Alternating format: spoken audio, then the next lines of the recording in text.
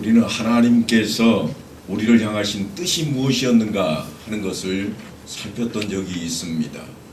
그 뜻이 무엇이라고 그랬는가 하면 항상 기뻐하라, 쉬지 말고 기도하라, 범사에 감사하라 하는 것이 우리를 향하신 하나님의 뜻이라, 그렇게 말씀을 드렸고 모두가 다 이해하게 되었습니다. 그래서 사실은 우리의 삶 속에서 이것이 묻어나와야 제대로 된 우리의 신앙이 될 것이라, 그런 말씀을 드렸는데 이 말씀대로 살았던 인물이 있습니다. 그게 누군가 하면 하나님께서 내 마음에 합한 자라, 그렇게 말씀하실 정도로 마음에 흡족했던 사람, 내 뜻대로 사는 사람이 있노라. 누구를 향해서 그랬었을까요? 그렇습니다. 다윗을 향해서 그랬습니다. 다윗은 늘 무슨 일을 하든지 하나님 앞에 엎드렸습니다. 하나님 어찌할까요? 다윗은 언제든지 하나님을 찾았습니다. 이 일을 어떻게 할까요, 하나님? 우리와 다를 게 아무것도 없습니다. 그는 때로는 죄를 짓기도 했고, 때로는 도망 다니기도 했고, 때로는 정말 죽을 것 같은 위기를 당하기도 했습니다. 그런데 하나님께서는 그를 향해서 내 마음에 합한 자라. 왜냐하면 하나님의 뜻에 맞게 살기 때문입니다. 도망 다녔고 죽을 것 같은 위기가 있고 어려움이 있었다고 하는 이야기는 항상 기뻐할 수 없는 삶을 살았다고 하는 겁니다. 하나님께 범사에 감사할 수 있는 그런 삶을 살아온 인생이었던가? 그렇지 않다고 하는 거예요. 그런데도 왜 하나님께서는 그를 향해 내 마음에 합한 자라 그렇게 말씀을 하시는가? 시도 때도 없이 하나님을 찾았기에 그와 같은 말씀을 하십니다. 나를 찾는 자에게 내가 그를 만나 주리라, 그와 함께 하리라 하셨고, 신약시대를 살고 있는 우리에게는 주님께서 약속하시기를 세상 끝날까지 내가 너희와 항상 함께 있으리라 약속하셨고, 보혜사 성령을 보내주심으로 우리 안에 늘 함께 하시는 하나님이십니다. 그런데 하나님 마음에 합하지 못한 사람, 하나님의 뜻대로 살지 못하는 사람은 어떤 사람인가 하면 내 안에 계시는 성령님과 함께하지 못하는 사람입니다. 성령께서 혹시라도 내 마음 위로 솟아오르실까봐 저 구석방에다가 가둬놓고 자물쇠를 채우고 그거 하나 가지고는 안 되니까 입까지 딱 봉해서 까딱하지 못하도록 만들어 놓고 내 마음대로 살고 있는 사람이 어떤 사람인가 하면 하나님 뜻대로 사는 사람이 결코 아니라고 하는 것입니다. 우리는 틀림없이 이 안에 그리스도의 마음을 품자고 서로 말씀을 나누었고 아멘 하고 화답을 했습니다. 그렇다면 이제 우리가 그 마음을 품고 오늘 본문을 좀 살펴봐야 되겠습니다. 우리 함께 본문의 말씀을 다 같이 한 목소리로 읽겠습니다. 시작. 그리하여 온 유대와 갈릴리와 사마리아 교회가 평안하여 든든히 있어가고 주를 경외함과 성령의 위로로 진행하여 수가 더 많아지니라. 아멘. 이 말씀만 읽으면 어떤 것이 연상되는가 하면, 야, 역시 바울이다. 바울이 회심하고 나니까 교회가 다 평안해졌다고 그런다. 그렇게 생각하기 쉽습니다. 예수 믿는 사람을 다 잡아다가 감옥에 가두고 때로는 때리고 죽이기까지 하던 그 바울이 이제 회심했으니 교회가 평안해지지 않았을까? 우리는 그런 생각을 갖기 쉽습니다.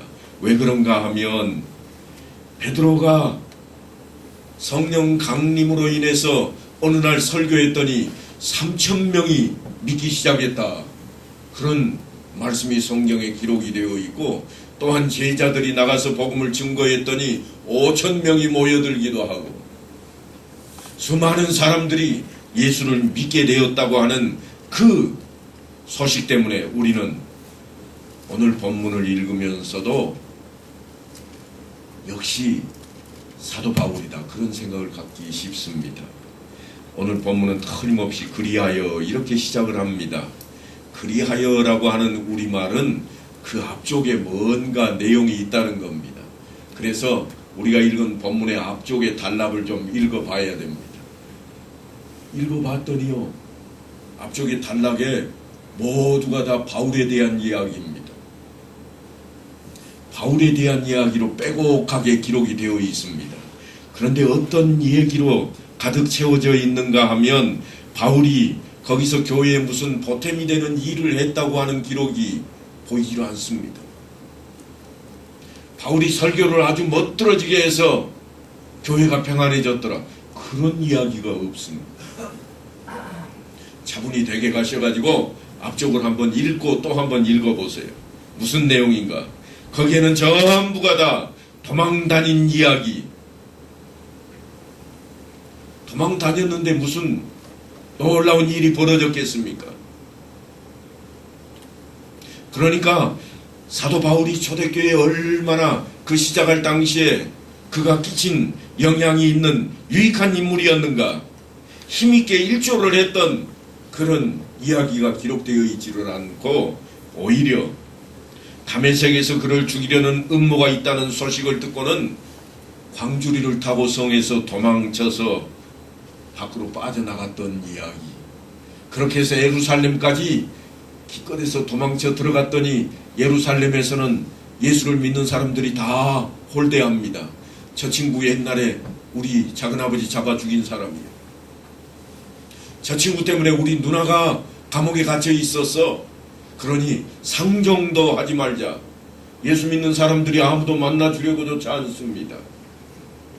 예수님의 제자라고 하는 사람들마저도 그를 만나주려고 하지를 않습니다. 그래서 바나바 덕택에 간신히 주를 믿는 제자들을 만나게 됩니다. 그런데 그때 또 소문이 들려옵니다. 누군가 바울을 죽이겠다고 칼을 갈고 있다는 거예요. 그래서 예루살렘에서도 도망쳐버립니다. 어디까지 도망치는가 하면 바울의 고향 땅인 다소까지 도망가 버립니다. 먼 거리인데요. 아무도 쫓아올 수 없는 그런 거리까지 도망갔다는 이야기입니다. 그런데도 성경은 그리하여 온 유대와 갈릴리와 사마리아 교회가 평안히 든든히 그렇게 서갔다고 소개를 하고 있습니다. 이상하지 않은가요? 지금까지 사건들을 보면 예수님께서 십자가에 못 박혀 죽으셨습니다. 그리고 장사한 지 사흘 만에 부활하신 사건이 일어났습니다. 그 주님께서 약속한 것을 기다려라. 그래서 제자들이 기다렸더니 성령이 강림하는 역사가 일어났습니다. 거기까지는 아주 놀랍고 멋진 이야기였습니다. 성령 강림 이후의 일들을 한번 생각해 보시죠. 교회가 승승장구하고 형통해가는 모습이 아니라 오히려 어려운 처지에 아주 힘겨운 모습들 속에 그들이 빠져버립니다. 성령이 충만해서 예수를 전하려고 나섰더니 스데반이 돌에 맞아 죽습니다.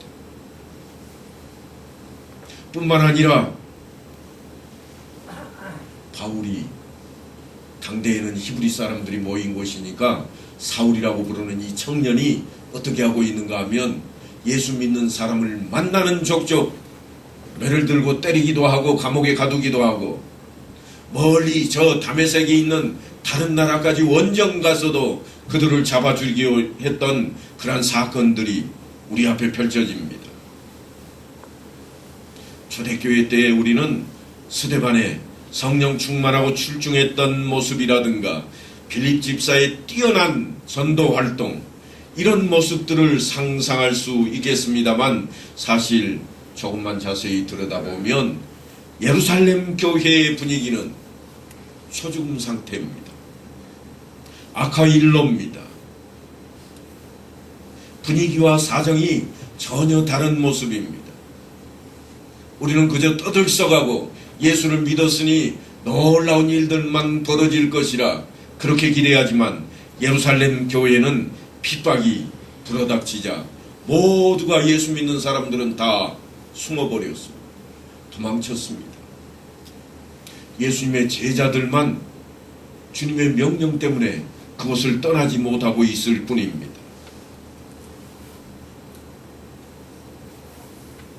그런데 오늘 본문은 그 시점에 그리하여 초대교회가 평안하고 든든히 서갔다 그렇게 이야기하고 있습니다. 그런데 그 근거가 될 만한 내용이 본문 하반절에 보면 이렇게 기록이 됩니다. 주를 경외함과 성령의 위로 덕분이었다. 기적이 일어나고 그들이 많은 무리가 모여서 놀라운 그런 역사가 있었기 때문이라고 이야기하지 않고 오히려 주를 경외함과 성령의 위로 덕택에 교회가 평안하고 든든히 서갔다. 그렇게 우리에게 힌트를 제공하고 있습니다. 많은 사람들은 신앙생활의 승리와 성공 비결이 만사형통에 있다고 생각을 합니다.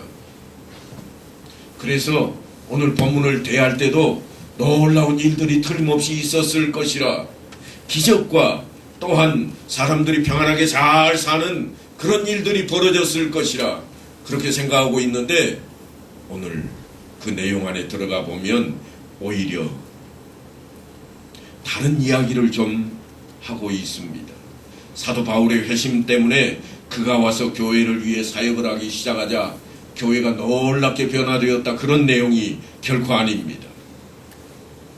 오히려 주를 경외함이 교회의 든든함과 또한 그 안에 놀라운 일로 표현이 되고 있습니다. 그러니까 우리는 이제 이런 생각을 가져야 됩니다. 신자들이 갖는 든든함과 확신이 그 힘과 능력이라고 하는 것이 무엇을 근거로 하는가?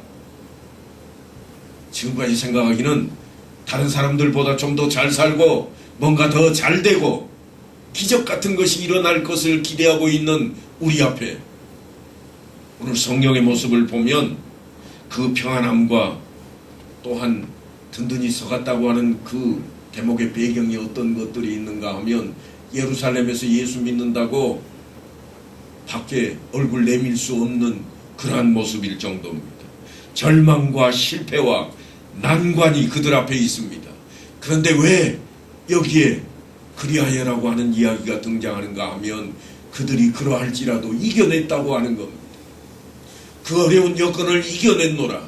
주님께서 말씀하신 것처럼 내가 세상을 이겼노라.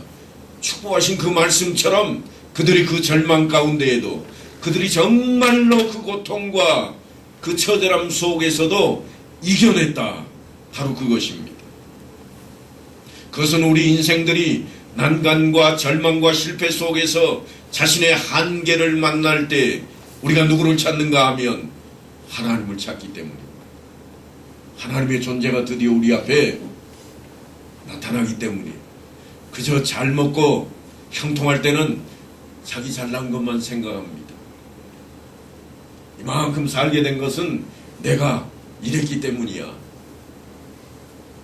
이만한 업적이 있는 것은 내가 똑똑하기 때문이라 생각을 했는데 정말 오할 데 없는 골목길 안에 아니 고통과 슬픈 일 앞에 딱 맞닥뜨려서 앉아도 눈물, 서도 눈물, 걸어가도 눈물이 흘릴 그 시국에 처하면 우리는 나도 모르게 아이고 하나님, 아이고 하나님, 하나님을 찾게 되더라고 하는 것. 그 자리가 어떤 자리인가? 하나님을 만나는 자리가 다름 아닌 우리가 그 어려운 역경을 이겨낼 수 있는 하나님의 위로가 있는 자리입니다. 우리가 어려움 속에서 일어설 수 있는 기회가 생기는 기회의 땅입니다. 지금까지 우리는 항복하려고 해본 적이 없습니다. 그래도 내 생각에는 이렇게 하는 게 나을 거예요. 내 생각이 우선이었습니다. 그러나 더 이상 나아갈 길이 없을 때 우리는 내 생각을 이제는 내려놓을 수밖에 없는 처지가 되었을 때 항복을 합니다. 하나님의 하나님 되심을 증명하는 그 순간이 언젠가 하면 우리가 난관과 절망 속에 빠지지 않고는 그런 일이 없었다고 하는 것입니다. 그래서 사도 바울이 뭐라고 외치는가 하면 이는 환난은 인내를, 인내는 연단을, 연단은 소망을 이루는 줄 알미로다. 그런데도 우리는 늘 질문을 하나씩 달고 삽니다. 꼭 그렇게 믿어야만 되냐고, 유별나게 그렇게 믿고 꼭 천국 가야 되겠냐고, 대충 믿다가 그냥 천국 가면 되지. 우리 생각이 아니 쉽게 좀 신앙생활하고 잘 살 수 있는 방법은 없느냐고. 그 이야기는 무엇과 같은가 하면요, 초등학생이 엄마를 향해서 하는 질문하고 똑같아요. 엄마, 공부 안 하고 시험 잘 보는 방법이 없어요? 왜냐하면 초등학생이 교회 왔더니 기도하면 다 된다고 하는 이야기를 들었거든. 무슨 이야기예요? 엄마 기도 좀 해줘봐. 그 이야기. 엄마가 기도하면 될 거야. 나는 이제 어린아이라 기도해도 하나님이 거들떠 보지도 않는데 엄마는 교회에서 권사잖아, 집사잖아. 그러니까 기도 좀 해줘. 공부 안 하고 좀 1등 좀 하게. 무슨 생각이 드세요? 세상에 그런 일은 없다, 그런 마음 안 드세요? 틀림없이 그런 마음이 들 겁니다. 공부 안 하고 훌륭한 사람이 되는 방법은 없다는 것을 우리는 잘 알고 있습니다. 그런데요, 하나님 앞에 우리는 어떤 모습일까요? 여러분이 했던 기도를 한번 노트에다가 싹 기록을 해놓고 들여다봐 보세요. 무슨 기도를 했을까? 무슨 기도인가 하면 다 한결같아요. 나 놀고 월급 받는 방법이 없을까요? 다 그거예요. 우리 아들 잘 되게 해주세요. 아들이 열심히 노력하고 말건 상관도 없어요. 내가 기도할 때는 하나님, 우리 아들 열심히 노력하고 있는데 하나님 지켜봐 주시고 간섭해 주옵소서, 그렇게 기도를 하지 않더라는 거예요. 어떻게 기도하는가? 우리 아들 제발 잘 되게 해주세요. 묻지도 말고 따지지도 말고. 우리 아들은 꼭 이번에 합격해야 됩니다. 우리 애가 직장에 합격해야 좀 잘 먹고 잘 살지 않겠습니까? 제발, 내가 믿음 생활한 세월이 있는데 묻지도 마세요. 내 마음 아시잖아요. 하나님은 다 아시리라. 그렇게 덤빈다는 거예요. 오늘 본문이 마찬가지입니다. 영적인 문제이기에 우리도 모르게 사로잡혀 있는 걸까요? 주를 경외함이 교회의 든든함과 평안함의 근거라고 분명하게 기록을 해놓고 있습니다. 초대교회가 든든히 서갔던 이유는 기적이 일어나서가 아닙니다. 빌립이 열심히 전도해서 그것 때문에 초대교회가 평안히 서갔더라.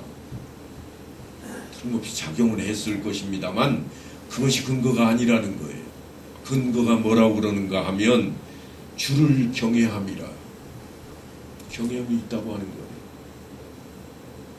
사랑하는 성도 여러분, 오늘 틀림없이 장로님을 통해서 광고를 들으셨잖아요. 광고 속에는 아주 미사구어로 예쁘게 포장이 되어 있습니다. 예배는 경건의 시작입니다. 아주 이쁘게 표현해서 그렇지 무슨 말씀인가 하면, 여러분 오후 예배 좀 출석하세요. 수요 예배도 빠지지 말고 나오세요. 금요일은 왜 안 나오십니까? 그 얘기 들어있는 거예요. 그 얘기 들어있는 거예요. 새벽에 제발 나와서 하나님 앞에 엎드리고 오늘 하루 어떻게 살 것인가 하나님께 물어서 다윗에게 하셨던 말씀처럼 너는 내 마음에 합한 자라, 내가 무엇을 도와줄고 하나님이 쫓아다니면서 도와줄 수 있는 그런 자리로 나가자는 거예요. 광고 하나도 그냥 허투루 들을 일은 아닙니다. 더욱이 성경 말씀은 더욱더 그러합니다. 놀라운 일들이 기록이 되어 있습니다. 예루살렘 교회에 그들의 지도자였던 예수님이 이제는 더 이상 함께 계시지를 않습니다. 예루살렘 교회는 실제로 핍박을 받았고 온 유대의 지도자들이 예수 믿는 사람들을 다 잡아다가 옥에 가두거나 죽이기로 작정을 합니다. 그들을 잡아 채찍질하고 감옥에 가둔 것이 한두 번이 아닙니다. 조롱하고 또한 멸시한 것이 한두 번이 아닙니다. 오순절 성령 강림으로 주님의 제자들이 변화됐을 때에 그들이 거리로 뛰쳐나오자 사람들이 뭐라고 그랬는가 하면 야, 술 취한 놈들이다, 세술에 취했다, 그렇게 표현을 했습니다. 안진뱅이를 일으키자 잡아가두어 버립니다. 안진뱅이 일으키는 기적을 하면 사람들이 거의 모여들까봐 그러지 못하게 만듭니다.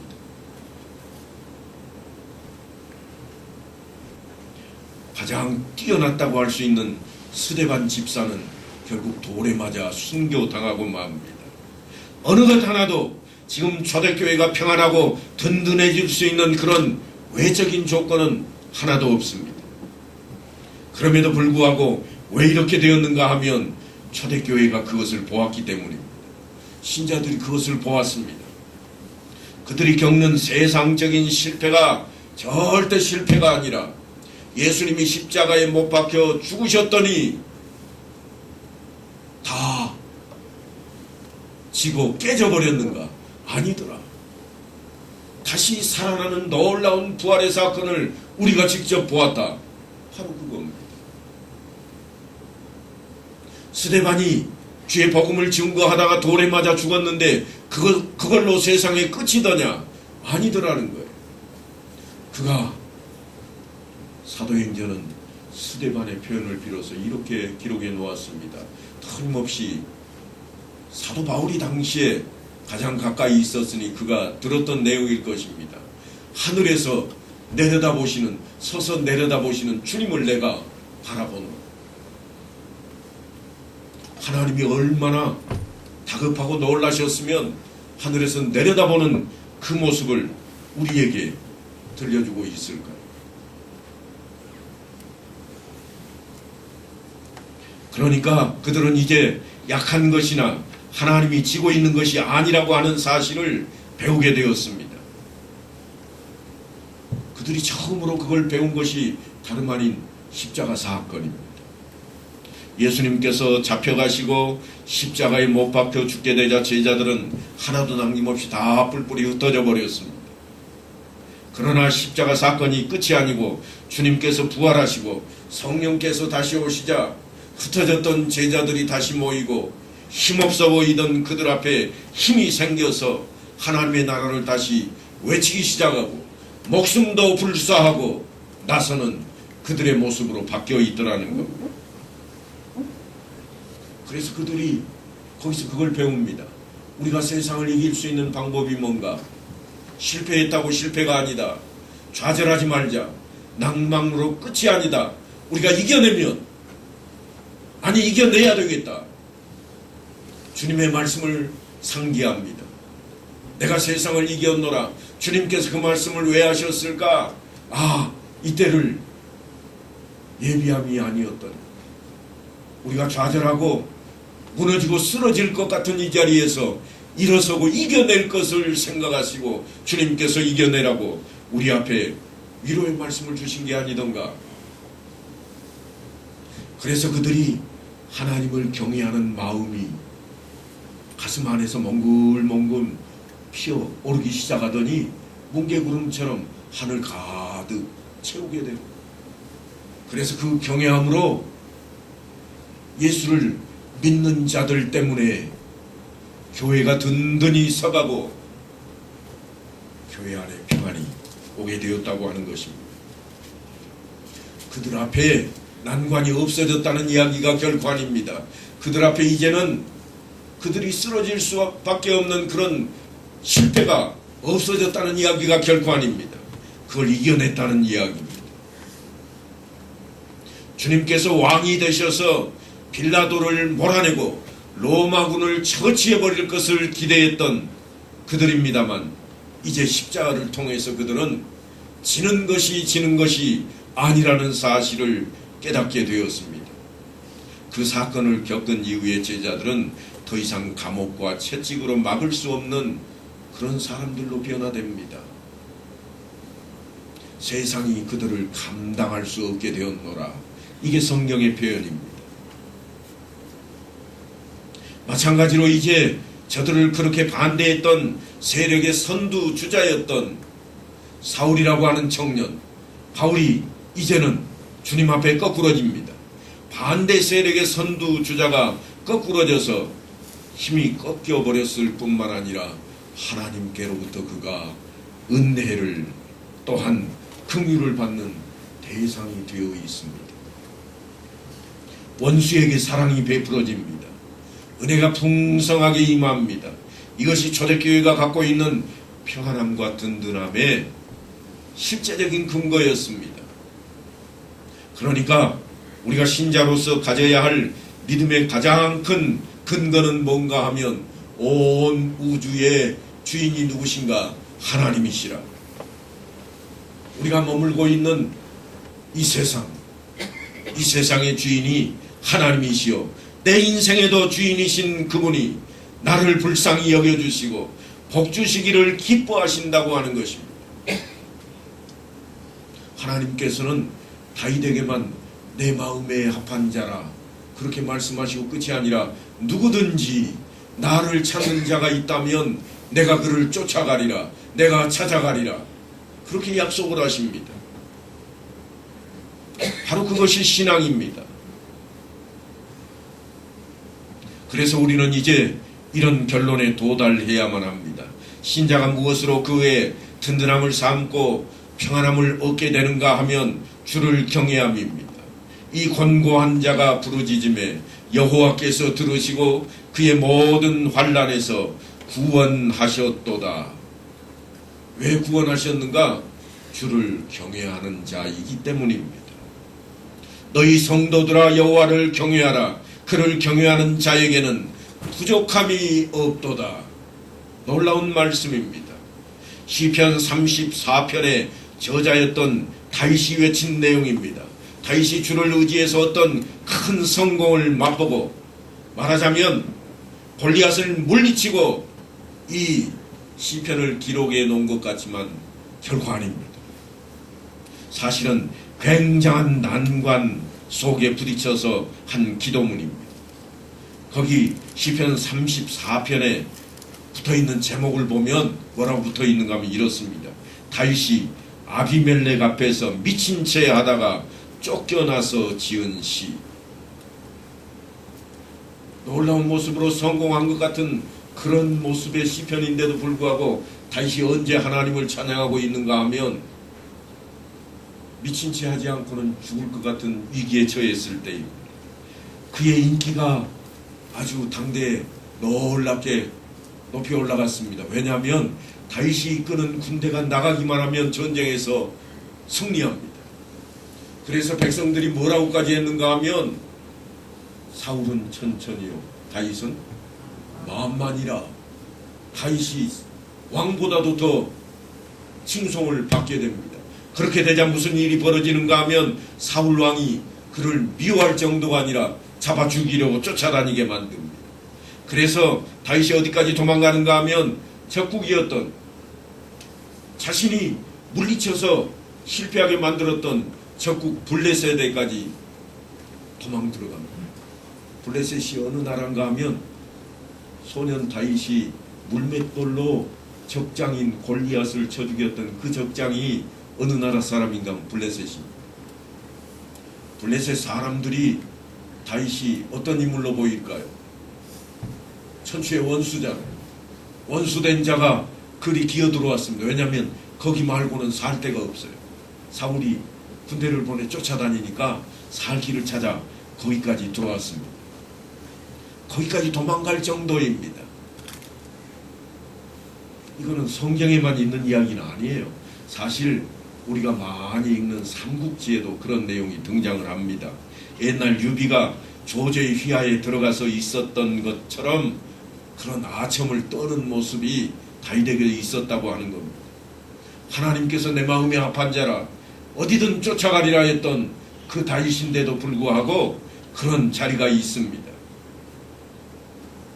그래서 망명 생활을 시작합니다. 그러니까 그 나라에 있는 귀족들은 저거 언제 어떻게 잡아 죽여야 되는데 그 생각밖에 가지고 있지를 않습니다. 그래서 어떻게 하는가? 결국은 잡아 죽이려고 군대를 보냅니다. 삼국지에 등장하는 유비도 마찬가지예요. 조조휘하에서 도망칠 때 어떻게 도망치는가 하면 어리숙하게 나타내 보입니다. 무슨 이야기인가 하면 저거 죽여봐야 내 칼에 피만 더러워지겠다. 그럴 정도로 어리숙하게 했던 것처럼 다윗이 마치 그와 같이 적국에서 자신의 모습을 아주 초라하게 만들어버립니다. 미친 사람처럼 수염에 침을 질질 흘리면서 그들 앞에 야 저거 죽여봐야 아무 소용도 없겠다. 내 손만 아깝다 아까워 내비둬라. 이렇게 만들어버리는 거예요. 그래서 간신히 살아나왔습니다. 그리고 다윗이 지금 시편을 쓰고 있습니다. 이 곤고한 자가 부르짖음에 여호와께서 들으시고 그의 모든 환난에서 구원하셨도다. 이것이 구원입니다. 실제로는 자기가 모든 꾀를 냈고 실제로는 자기가 간신히 침을 질질 흘려가면서까지 남자다운 모습, 사내다운 모습을 다 떨쳐버리고 세상에 미친 자가 되어서 겨우 개구멍을 통해서 도망나온 그런 모습인데도 불구하고 그가 하는 말은 뭔가 하면 너희는 여호와의 선하심을 맛보아 알지어다. 그럽니다.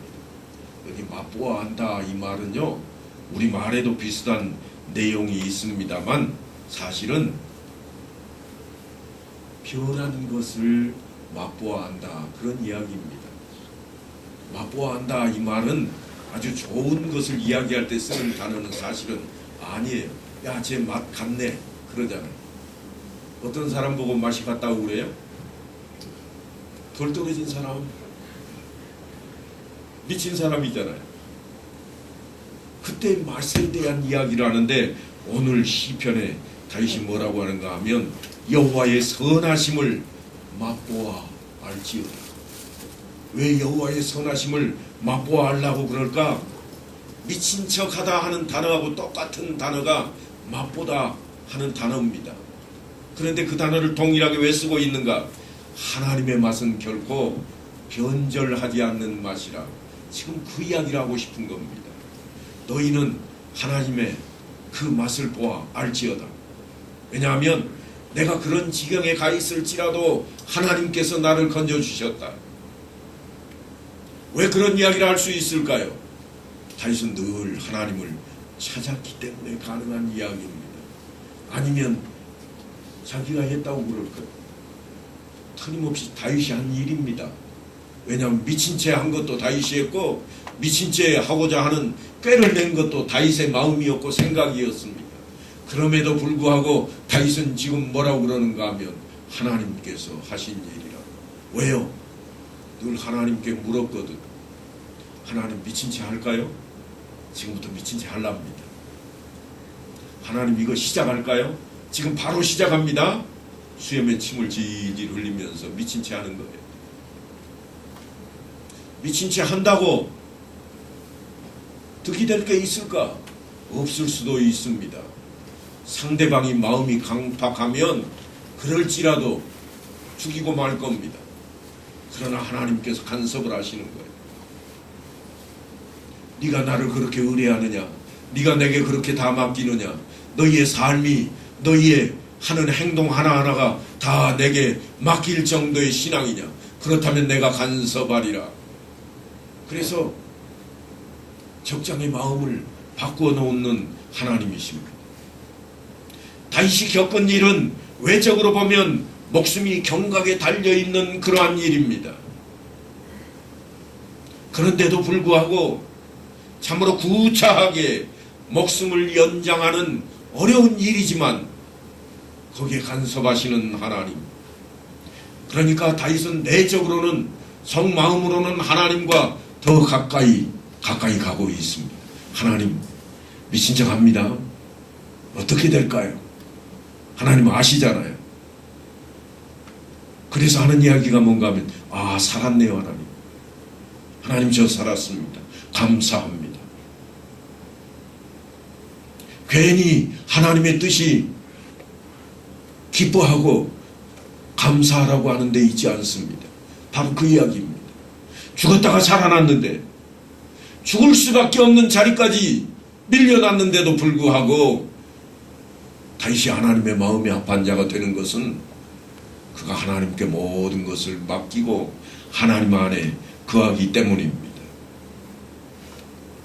이것이 신자의 든든함입니다. 우리의 평안함입니다. 이것을 우리는 다 약속받았습니다. 그러니까 우리가 뺏기지 말아야 됩니다. 잃어버리지 말아야 됩니다. 세상에 있는 것으로 여러분의 든든함을 삼지 마시기 바랍니다. 욕심으로 더 이상 평안을 삼지 않았으면 좋겠습니다. 온 우주 만물의 주인이신 하나님의 손을 붙잡는다면 비록 내 삶이 어려움 속에 있을지라도 힘겨운 속에 있을지라도 이겨낼 수 있는 길이 있다고 하는 겁니다. 하나님의 간섭하심 속에 우리는 이길 수 있습니다. 그래서 하나님의 위로하심과 보호하심을 받는 자리에선 평안함과 든든함이 우리의 힘이 되어야 됩니다. 과연 여러분이 지금 어떤 위치에 있을지라도 하나님과 함께 하시기만 하면 그것은 하나님께서 허락하신 복된 약속 안에 있을 것입니다. 이 한 주간 동안에도 교회의 몸된 지체로서 든든히 서가는 교회의 일원이 되어서 힘을 다해 하나님 말씀 앞에 충성하는 여러분 다 되시기를 간절히 축원합니다.